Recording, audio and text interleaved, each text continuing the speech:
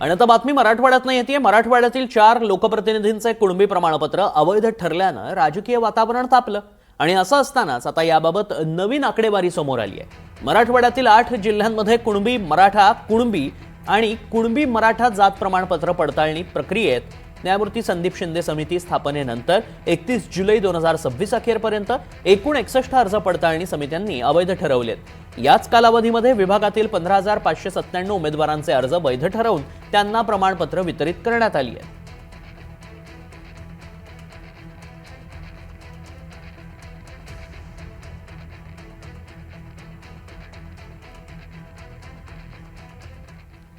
जालन्यामध्ये 23 अर्ज अवैध ठरले।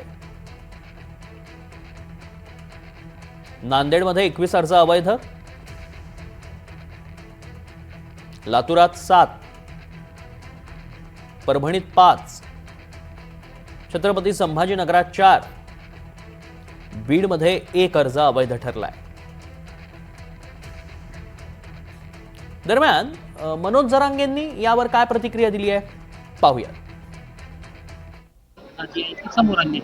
एवढी जी मरमर चालली सरकारची खटाटोप करायची, इतके प्रमाणपत्र दिले, तितके व्हॅलिडिटी दिल्या, मीडिया ट्रायल घेऊन तुम्ही गैरसमज मराठ्यात का केला? बावनकुळेने पत्र का दिलं?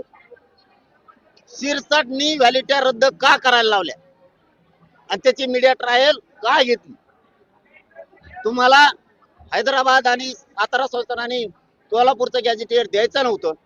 तुम्हाला मी 1 वर्ष झालंय मुंबईत आल्यापासून 58 लाख नोंदीचा डाटा मागतोय, तुम्ही देत नाही, तर मी माझ्या मराठ्याला देतो तुमची नोंद निघाली म्हणून। तुम्ही का दिल्या नाही?